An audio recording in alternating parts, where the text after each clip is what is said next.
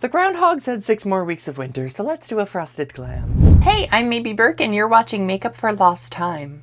This is my series for trans women and other people who feel like they missed a few classes when it came to learning about makeup. I recently got the Ellis Atlantis and Blend Bunny collab, and this palette just like screams like cool toned winter glam for me, except the middle row, but it's versatile.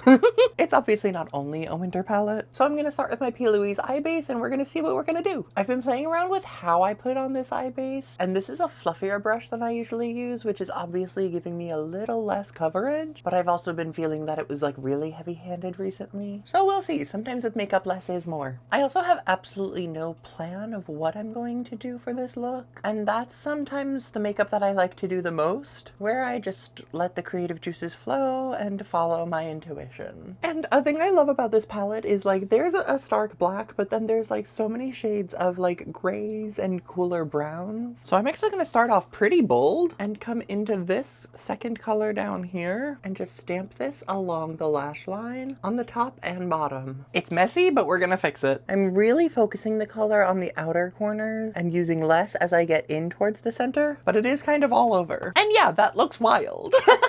So now I'm gonna take a big fluffy brush and go into this middle pinkish color here, tapping off excess, and we're just gonna give a nice little crease moment. If you know me, you know I love cool tones and pinks on me, so this palette was screaming my name. I'm gonna marry that down to the lash line, and that already helps blend out some of the gray that I put down. Using that brush to clean up underneath as well, because I don't want to have black all over. And then I'm just picking up another layer and just deepening the outer corner of that color in the crease. And then I'm not sure how deep I want to go, but since we've already made some bold choices, we're gonna come up to this deepest pink. It's actually like a purple, and we're gonna be stamping this on the outer corner and giving us this kind of diagonal blend up to the crease from the lash line. This is like darker than I was expecting. So I'm gonna take another fluffy brush, and I don't want to go quite with like the lightest color, but we're gonna stay in this pink family and use the lightest pink here. We're gonna start this in the inner corner and then use that to blend out kind of diagonally up into my actual crease underneath where that pink crease color sits. So we still have the gradient going across the lash line. And I'm going to take the same brush that I used to put on the crease color just to help us blend and soften that line. I'm gonna do the same thing on the other side. And it's funny, I don't know if it's the base underneath or just the way that it's interacting with the other colors, but to my eye, this is reading as like a pretty stark white, even though we chose the pinker option. Oh, how I love color theory. I'll always go back and forth between the brushes that I'm using to make sure I get the smoothest blend of all the colors. Obviously keeping everything in its distinct areas, but not necessarily having too distinct of a difference as you switched from color to color. Okay, I love this. I'm gonna come back in with a little bit of that darkest color just to deepen that outer corner. And then the gray that I put along the lash line is doing its job. But we're really gonna enhance the lash line by taking that deepest black on this like super flat brush and just stamping that right along the lash line. Just stamp and wiggle. I like to do this without dipping the brush back in. You start on the outer corner, and as you work your way in towards the inner corner, there's less pigment on the brush, so you get kind of a natural fade. So you get the most pigment on the outer corner and the least pigment towards the center of the face. And then on the bottom lash, I actually like to do this little like flick out motion. That just helps you get a nicer blend out from the lash line. I love doing a softer liner like this. You can do a liquid liner, you know I love a wing. But sometimes this more like blended smokier vibe doesn't even look like you have eyeliner on. It just really emphasizes the eyes. So I'm just gonna give myself a healthy coat of mascara. This is the Rare Beauty mascara. And then we can just move on to complexion. This is your reminder that if you mess up with your mascara and you get dots on your face, do not wipe it off and smudge it and smear it. You will mess up everything you've done underneath it. Instead, what you're gonna do is keep doing what you're doing. Like, let it dry, give it time. I'm gonna let it sit. I'm gonna do the rest of my face.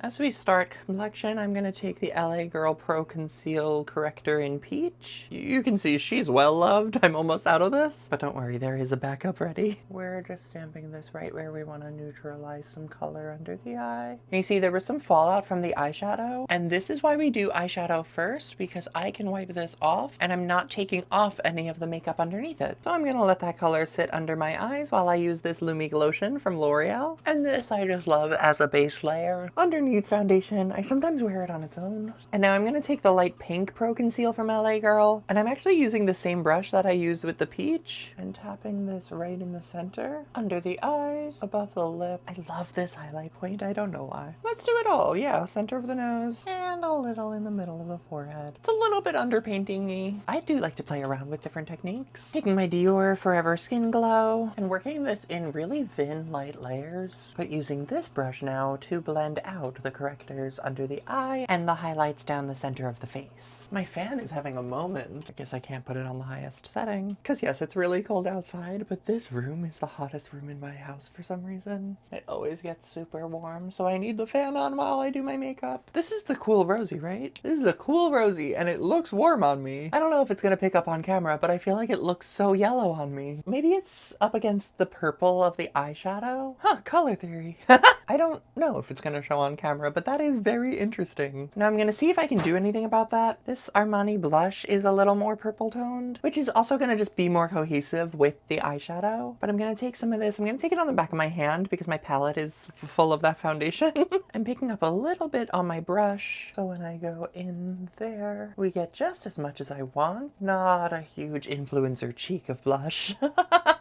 But even just this little bit of blush, I'm gonna take it as much as I can up to the forehead and down the cheeks to see if it can cool down the foundation a little bit. So when I go back and forth, foundation and blush, we melt the colors together and hopefully get it a little less yellow on my face. But of course, really enhancing the color on the cheeks, because that's what the blush is for.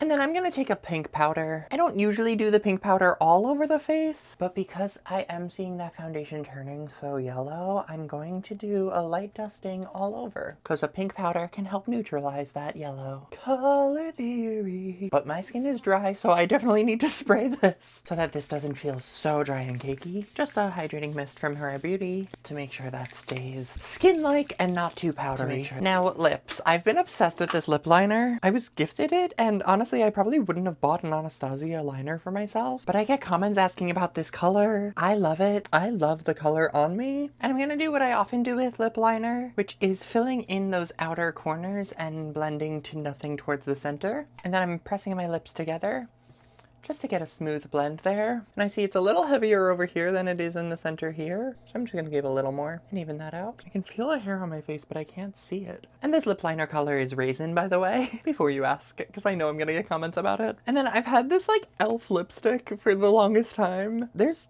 actually a good amount of this left. I don't use it a ton. I have no idea what color it is or anything. It is old school. And usually I do recommend not using makeup that you've had for over a decade. But I love using this color with my like deeper purple liners. And I haven't tried it with this color combination yet. Oh, but I do like it. I'm just gonna come back in with the liner and enhance the line around it. Because with the shape of my lips and with the Cupid's bow, when I like smack them together to blend, it sometimes muddies where the line is. Oh, but that's cute. It's funny because everybody's talking about like 2016 makeup. This lip feels very 2016 for me, but it is quite dry, so I'm gonna take a little Juicy Tubes on top of it, just on my finger. There we go. Now let's get this mascara off my nose.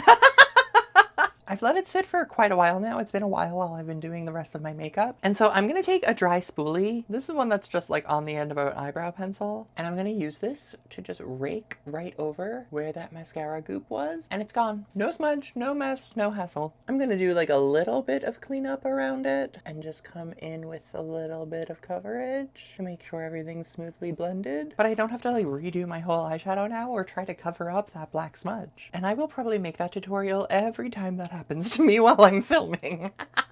Is this? Am I done? Why do I feel like I'm missing something? I used setting powder, I used the spray. You know what I didn't come in with? A powder blush. And I don't really have one that's like quite the purpley that we used with the liquid. this'll do. Taking this on a rather small fluffy brush and just tapping it right over where the majority of that blush was, because you saw I put my blush all over my face. My one gripe with my new camera is that my blushes don't really show up like as pigmented as they are in real life. So I'm trying to go a little heavier handed than I typically would so you can see. It's funny because I feel like I set out to do like a cool winter glam, and maybe that is reading to you, but to me it actually feels like pretty warm. But maybe that's just because of the foundation. I couldn't fully cool it down. And I'm just going in with my Got To Be brow gel. I need some more of this, it's running low. And there we go. One step I'm going to add is this Milkshake Toner Mist from Beekman 1802. It's technically skincare and not a setting spray, but I found it gives me a really nice glow when I use it on top of makeup. I've been on a search for like a better glow to my skin because my skin tends to be really dry and soaks up a lot of product. You know, now that I'm looking at it, it might be because my shirt is white, but I'm definitely lighter than this foundation right now. So I think that's what I'm responding to. It's not necessarily that it's too warm. It just looks like I have a tan, and that tends to associate with warmth, I guess. I don't know.